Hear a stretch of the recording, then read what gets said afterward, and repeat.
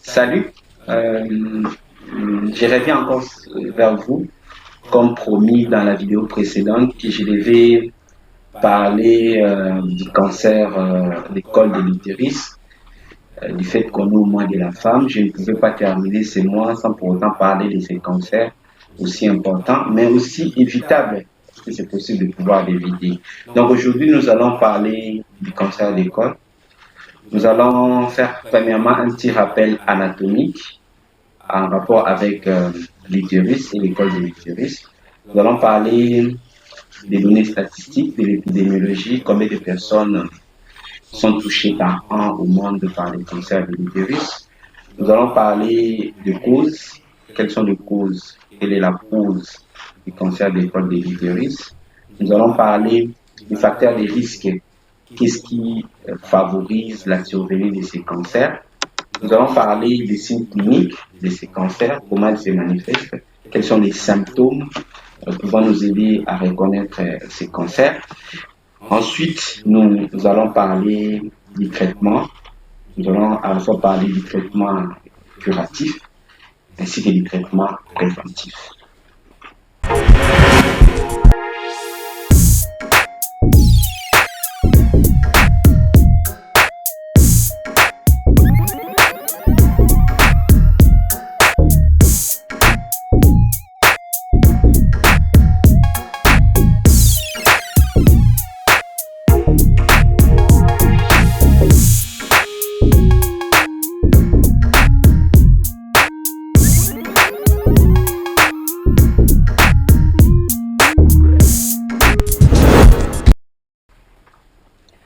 Salut, c'est Dr Moïse de la chaîne YouTube Top Santé. Si je vous parle de la santé et de la médecine, c'est parce que je suis convaincu qu'au-delà de tout ce que nous pouvons avoir et au-delà de tout ce que nous pouvons savoir, il est important à ce que nous puissions savoir comment notre corps fonctionne. Car sans la santé, tout ce que nous savons et tout ce que nous avons ne valent rien. C'est la raison pour laquelle, si vous voulez réellement tirer profit de cette chaîne, je vous demande de pouvoir faire trois choses. La première des choses, c'est de vous abonner. Deuxièmement, d'activer la cloche et de choisir toutes les notifications pour que vous ne puissiez rater aucune des vidéos que nous allons publier sur cette chaîne qui vous apportera du bon contenu en matière de la santé et qui pourra ainsi améliorer votre santé et celle de vos proches. Et la troisième des choses que vous devez faire, de pouvoir cliquer sur la mention j'aime si cette vidéo vous a plu et pourquoi pas de partager à d'autres personnes pour qu'ils puissent découvrir aussi ce que vous venez de découvrir. Donc revenons à ce que nous disions tantôt. Nous allons parler du cancer, du col de l'utérus. Du point de vue anatomique, l'utérus se situe dans la partie médiane du bassin. Il est situé juste derrière la vessie, devant le rectum et en dessous de l'intestin grêle. Il a la forme du poire, dont la partie renflée représente l'utérus et la partie effilée, elle représente voilà, la cavité vaginale, et entre la partie effilée et la partie renflée, il y a la partie du milieu, ce qui correspond au col de l'utérus. Si on doit prendre cette illustration-là pour que vous puissiez vous faire une idée de ce qui représente l'utérus ainsi que son col. Du point de vue structure, le col de l'utérus est constitué d'un épithélium de recouvrement ainsi que d'un épithélium glandulaire. Donc il est composé de deux parties, l'exocole et l'endocole. L'exocole, il est recouvert par un tissu épithélial, ça veut dire une enveloppe de recouvrement qui est constituée de plusieurs couches de cellules aplaties, donc des épithéliums aplatis, stratifiés, non kératinisés. Pour se faire une idée de ce qui ça ressemble, il faudra tout simplement regarder la face interne de votre joue. Vous allez voir la structure telle que la joue à l'intérieur se présente. C'est comme ça aussi que le col de l'utérus se présente du moins dans sa partie externe du côté de l'exocole. Et l'autre partie, c'est qu'on appelle l'endocole. L'endocole, lui, il est recouvert d'un épithélium glandulaire.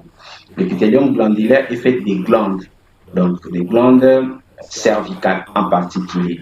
Ces glandes produisent une substance connue de tous que nous appelons la glaire cervicale, qui joue également pour moi des rôles aussi importants.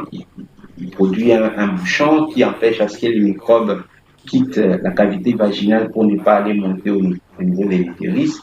Il joue également le rôle de barrière pour ne pas faire passer les spermatozoïdes en dehors des périodes d'ovulation.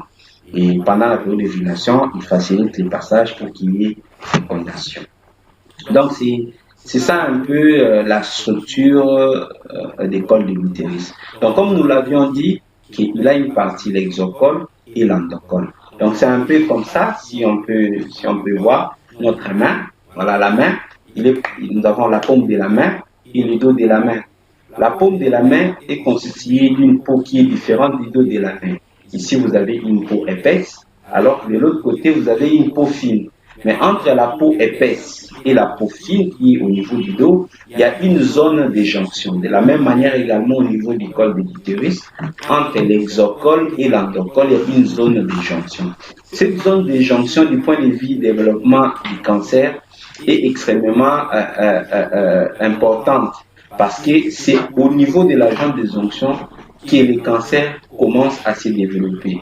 Et aussi, c'est au niveau de cette zone-là que l'on remarque au fil du temps qu'il y a des métaplasies. Ça veut dire que les cellules glandulaires ont tendance à se transformer en cellules épithéliales. Donc, cette situation prédispose déjà cette zone au développement du cancer. Donc, c'est un peu ça, du point de vue anatomie, du point de vue physiologie, c'est qu'on pouvait parler en rapport avec le col de l'utérus. Maintenant, du point de vue épidémiologique, combien de personnes sont touchées par le cancer du col de l'utérus? Les statistiques nous montrent que chaque année au monde, il y a plus de 500 000 femmes sont touchées par les cancers du col de l'utérus. 500 000. Et dans les pays en voie de développement, les cancers du col représentent 80% des cancers. Donc sur la totalité des cancers qu'on peut avoir, à elle seule représente 80% des cancers. Et c'est un cancer qui a un taux de mortalité très élevé. Donc les chances de survie de ce cancer sont vraiment quand même assez minimes, surtout lorsqu'elles sont découvertes tardivement. Alors, du point de vue cause, du point de vue étiologique, qu'est-ce qui est à la base de ces cancers? Le cancer du col de l'utérus est causé essentiellement par un virus. Ce virus s'appelle le Human Papilloma Virus. Il a plusieurs génotypes, mais il y a deux génotypes qui interviennent dans le développement du cancer du col. C'est les génotypes 16 et les génotypes 18. Donc, c'est ce virus qui est responsable du développement du cancer de l'utérus. Alors, comment la personne s'est fait contaminer par ces virus? Globalement, la personne s'est fait contaminer par les relations sexuelles, donc entre l'homme et la femme. C'est comme ça que la personne s'est fait contaminer. Donc, ce qui fait que les cancers de l'utérus, du point de vue son processus de développement, voilà, il fait partie des infections sexuellement transmissibles. Donc l'infection au Human Papilloma Virus, c'est une infection sexuellement transmissible. Donc une fois que la femme s'est fait contaminer par ces virus, les virus vont rentrer à l'intérieur de la cellule, notamment les cellules épithéliales qui sont à l'intérieur, au niveau du col. Il va rentrer à l'intérieur et il va prendre son génome, son ADN, il va incorporer son génome à l'intérieur de l'ADN de la cellule de la femme. Donc, ce qui fait que, automatiquement, la cellule de la femme ne sera plus une cellule normale. Ce sera une cellule où son ADN a connu des modifications. Donc, il y a une insertion de l'ADN viral à l'intérieur de l'ADN de la cellule hôte. C'est là où les problèmes commencent. Alors, étant donné que c'est une maladie infectieuse, cette maladie se propage et se fait contaminer. Donc, qu'est-ce qui se passe? L'épithélium qui recouvre donc l'enveloppe qui recouvre le col de l'utérus est infecté. Mais elle a cette caractéristique, c'est qu'elle se renouvelle. Ça veut dire quoi? Ça veut dire que les couches superficielles s'éliminent, elles sont remplacées par les couches profondes. On appelle ce processus-là la desquamation. En s'éliminant, la femme qui est contaminée va éliminer les cellules qui sont contaminées. C'est de cette manière-là que la maladie se propage. C'est de cette manière-là qu'une autre personne qui viendra sortir avec cette femme va emporter avec lui les mêmes virus. Et s'il va encore rentrer en contact avec une autre femme, il va aller déposer ces mêmes virus chez une autre femme. Et c'est de cette manière-là que la maladie va se multiplier. Donc la contagiosité se passe de cette manière-là. Alors, quels sont les facteurs, les risques? Quels sont les éléments qui exposent, qui prédisposent les personnes à faire les cancers du col de l'utérus? Il y a premièrement la précocité des rapports sexuels, surtout lorsque la personne commence l'activité sexuelle avant 18 ans. Premièrement, c'est lié à l'immaturité de la zone de jonction au niveau du col de l'utérus, mais aussi par le fait qu'il y a augmentation des risques d'infection. Une personne qui a commencé l'activité sexuelle très tôt, il en aura donc beaucoup, et que le risque de contracter les virus responsables du cancer est élevé. Deuxième facteur de risque que nous pouvons citer, c'est la multiplicité des partenaires. Une personne qui a plusieurs partenaires sexuels augmente ses risques de contracter les virus et donc plus tard de développer les cancers. Dans le même ordre d'idée, nous allons parler de la prostitution. Donc les prostituées font partie des personnes à risque qui peuvent développer facilement les cancers du col de l'utérus. Nous parlerons également, un autre facteur de risque, c'est la multiplicité des grossesses nombreuses constitue également un facteur de développement, un facteur de risque pour le développement du cancer du col. Et également les niveaux socio-économiques faibles. Lorsque les personnes vivent dans des conditions qui ne sont, sur le plan hygiénique, qui ne sont pas bonnes, ces personnes risquent facilement de contracter les virus en vivant dans la promiscuité, n'ayant pas de conditions hygiéniques qui ne sont pas, ayant des conditions hygiéniques qui ne sont pas bonnes, voilà, augmente les risques de pouvoir se faire contaminer et que plus tard de développer des cancers.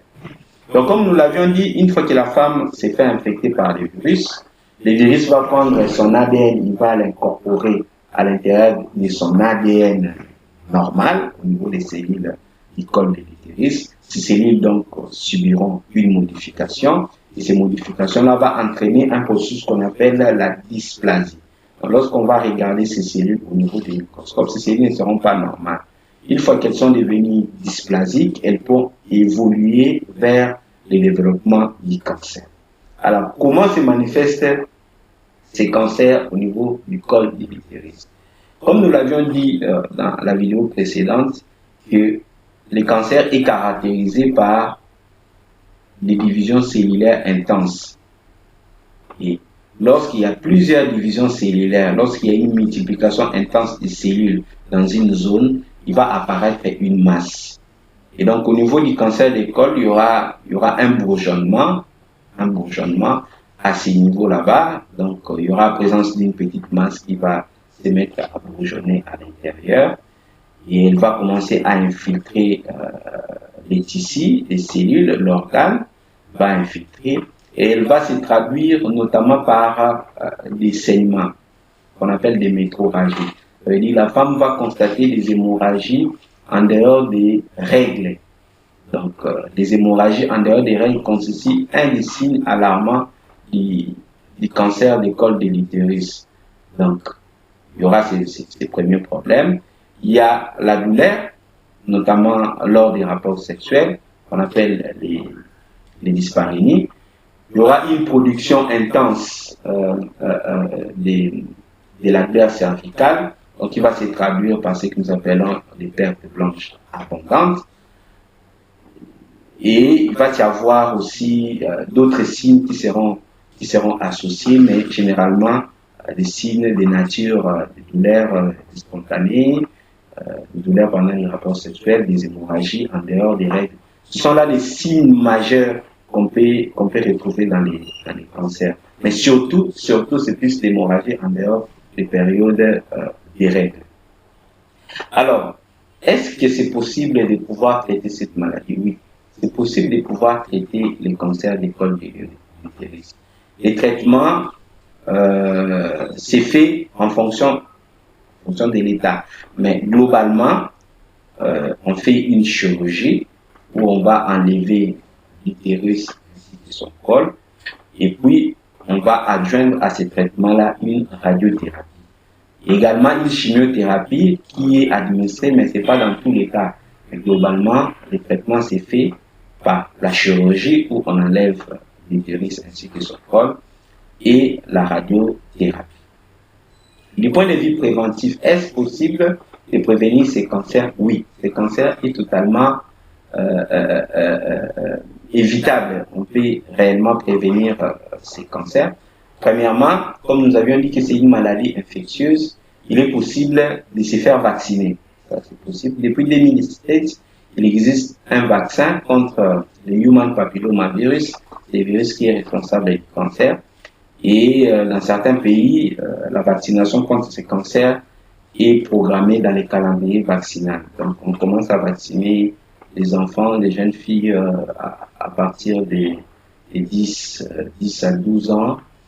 Ils peuvent être vaccinés contre ces cancers. Ceux qui ont raté la vaccination peuvent prendre le vaccin 14 jusqu'à au plus tard 18, 19 ans peuvent se faire vacciner à condition de n'avoir pas commencé l'activité sexuelle. Donc, la vaccination constitue un des moyens pour assurer la prévention contre le développement du cancer. Et le deuxième moyen préventif, comme on a dit, c'est l'élimination des facteurs de risque. Nous avions dit dans la vidéo précédente qu'il existait 3 types de prévention: la prévention primaire, la prévention secondaire et la prévention tertiaire. La prévention primaire consiste à éliminer les causes du cancer. Or, nous avions dit que ce cancer est causé par un virus et qu'il y a des facteurs qui favorisent la contamination par ces virus qui, après, pourra entraîner le développement des cancers. Donc, du point de vue prévention primaire, il faut éviter tous les facteurs de risque. Premièrement, la multiplicité des partenaires. Donc, il faut éviter d'avoir plusieurs partenaires, éviter d'aller dans la prostitution parce qu'on augmente les risques. Et ceux qui sont mariés, d'utiliser tous les moyens qu'on demande, notamment dans la lutte contre les VIH/SIDA, la fidélité. Il faut éviter d'avoir des partenaires extérieurs parce qu'en ayant des partenaires extérieurs, que ce soit l'homme ou la femme, il peut aller se faire contaminer par les virus par une autre personne à l'extérieur et l'amener chez la femme et qui, plus tard, quelques années plus tard, la femme peut développer. On a dit également, il y a d'autres facteurs qui favorisent la contamination, c'est les conditions hygiéniques. Il faut veiller à ces conditions hygiéniques. Les toilettes doivent être propres, ainsi de suite. Tout ça, ça facilite du point de vue préventif. Il faut éviter de commencer l'activité sexuelle très tôt. En deçà de 18 ans, c'est pas beaucoup recommandé de commencer l'activité sexuelle parce qu'il y a une immaturité au niveau de la zone de jonction entre l'exocole et l'endocole. Éviter également des grossesses nombreuses parce que ça augmente les risques de développement, disons, de se faire contacter, d'attraper plutôt les virus qui, à la longue, peuvent entraîner le développement du cancer. Alors, du point de vue prévention secondaire, nous avions dit dans la vidéo précédente que la prévention secondaire consiste à faire le dépistage des états précancéreux. C'est la même chose ici, il faut faire le dépistage. Le meilleur moyen d'ailleurs pour se prémunir contre les cancers du col, c'est faire dépister. On fait notamment ce que nous appelons le frottis cervico-vaginal. Donc on va prélever les cellules au niveau du col de l'utérus, au niveau des épaules et de l'endométriose, qu'on va ramener au laboratoire pour analyser ces cellules, comment elles se présentent.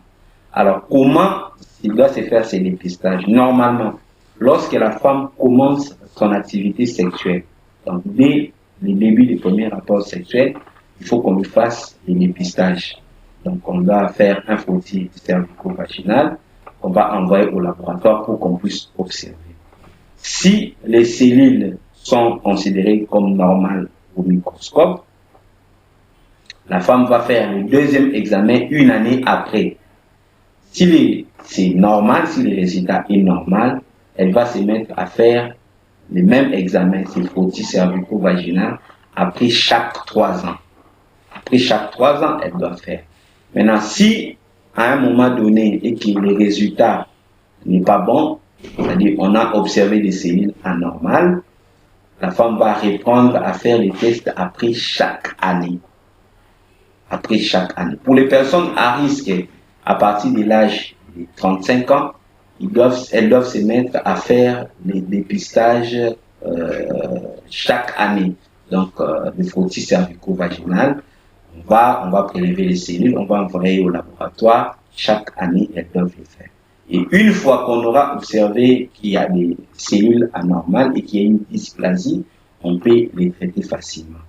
Et à partir de l'âge de 55 ans, il n'est plus recommandé de pouvoir faire des frottis cervico-vaginal. Donc, en faisant, voilà, ces dépistages-là, chaque année, ou bien chaque 3 ans, si les résultats apparaissent normaux, ça va éviter le développement du cancer parce que dès qu'on aura observé des cellules anormales, on pourra directement traiter avant même que les cellules dysplasiques se transforment en cellules cancéreuses. C'est vrai que ça, j'en suis sûr, surtout chez nous en Afrique et dans beaucoup de cas, les gens ne font pas, les femmes ne font pas ces tests-là. Mais sinon, c'est vraiment recommandé de pouvoir le faire, car en ne faisant pas ça, en attendant la dernière minute, et que quand on va découvrir que le cancer s'est déjà développé, ce sera très compliqué. C'est un cancer, nous avons dit qu'il y a un taux de mortalité vraiment élevé. Donc, il faut le faire. C'est un examen qui peut se faire facilement partout. Les gynécos peuvent faire ces traitements appropriés pour les diagnostics et voir dans quel état se trouvent les cellules au niveau du col de la femme. Donc voilà, c'était ça la vidéo d'aujourd'hui qui était essentiellement réservée au cancer du col de l'utérus. Donc pour récapituler, nous avons dit que c'est un cancer qui est causé globalement par un virus, le human papillomavirus, qui est responsable. Cliniquement, elle se traduit par la présence d'hémorragie en dehors des périodes des règles, des douleurs et d'autres douleurs qui apparaissent pendant les rapports sexuels. Également une production abondante de la glaire cervicale, donc il y a une production abondante de pertes blanches. C'est possible de traiter ces cancers lorsqu'il est diagnostiqué très tôt. Le traitement est chirurgical premièrement, où on va enlever l'utérus, donc on va enlever la matrice ici de son col, dans son entièreté, on va enlever, et la personne va subir un traitement par rayonnement, donc une radiothérapie. Mais le plus important, c'est les traitements préventifs. Il est possible en se faisant vacciner, surtout en éliminant tous les facteurs qui exposent la personne à se faire contaminer par ces virus. Donc, éviter d'avoir plusieurs partenaires, les hommes qui sont mariés, et regarder globalement que les femmes auraient le pouvoir de taper à gauche à droite parce qu'elles risquent d'attraper les virus et de venir contaminer la femme de la maison qui après pourra développer des cancers. Mais surtout aux femmes elles-mêmes de pouvoir faire les dépistages régulièrement. Donc, celles qui n'ont jamais fait les dépistages doivent aller passer un prélèvement, un frottis cervical, où on va aller examiner ces cellules. Si elles apparaissent normales, chaque 3 ans, elle doit faire ses dépistages pour que, si jamais on ne le souhaite pas, mais ça peut arriver, ça arrive toujours, que quelqu'un, d'une manière ou d'une autre, puisse avoir un problème. Donc, un dépistage précoce de la maladie facilitera les traitements et la personne pourra obtenir guérison au lieu d'attendre la mort lorsqu'on va développer, on va diagnostiquer plutôt les cancers à un stade plutôt avancé. Donc, si cette vidéo vous a plu, cliquez sur la mention j'aime. Et si vous pensez que ça pourra également aider d'autres personnes, nous vous recommandons de partager à d'autres personnes pour qu'elles puissent découvrir les informations que vous venez de découvrir ici. Et surtout, si vous n'êtes pas abonné, de vous abonner pour que vous puissiez recevoir régulièrement les vidéos que nous allons publier sur cette chaîne. Et ne pas oublier d'activer la cloche et choisir toutes les notifications pour que vous ne puissiez rater aucune des vidéos santé que nous publierons sur cette chaîne qui vous apportera du bon contenu. Et si vous avez des questions, vous pouvez les poser dans les commentaires ou sur l'adresse email que vous allez trouver dans la description. Donc, à très bientôt pour de nouvelles vidéos sur notre chaîne Top 100.